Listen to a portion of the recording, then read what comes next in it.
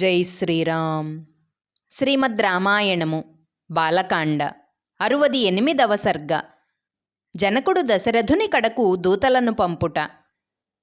జనకుని ఆజ్ఞచే దూతలు వాయువేగమున 3 దినములు ప్రయాణము చేసి అయోధ్య చేరిరి. దశరథ మహారాజును దర్శించుకుని వినయముతో జనకుని మాటగా రాజు యొక్క కుశల సమాచారములను అడిగి విశ్వామిత్రుని వాక్యముగా మీకు సందేశము పంపినాడు అని ఇట్లు పలికిరి. రాజా, రాముడు సభామధ్యమున శివుని విల్లు విరచి వీరసుల్కయైన నా కుమార్తె సీతను జయించినాడు.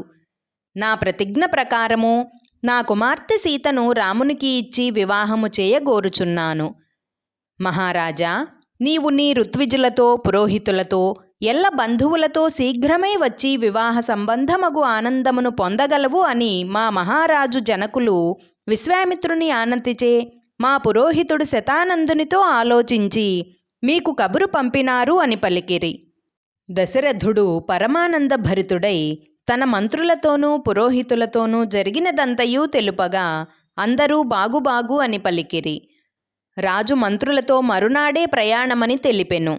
జనక మహారాజు యొక్క మంత్రులు సన్మానింపబడిన వారై ఆనందముతో ఆ రాత్రి అచటనే గడిపిరి. జై శ్రీరామ్. 68వ సర్గ సంపూర్ణము. అందరికీ నమస్కారం. పూర్వజ డివోషనల్ ఛానల్కు స్వాగతం. మీకు గనక ఈ వీడియో నచ్చినట్లయితే దయచేసి లైక్ చేయండి, షేర్ చేయండి, ఇంకా కామెంట్ చేయండి. సబ్స్క్రైబ్ చేయడం, బెల్ ఐకాన్ నొక్కడం మర్చిపోకండి.